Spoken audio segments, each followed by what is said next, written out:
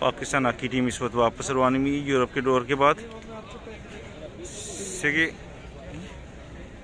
Head coach सेकफ्रीड Ekman, मनान, Rizwan, रुमान Khan, Ahmad Bhatt. Signal ही चले गए।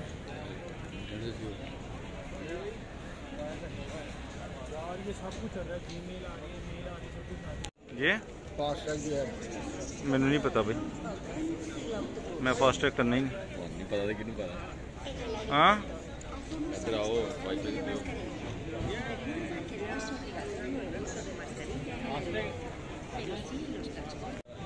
आजो भाई।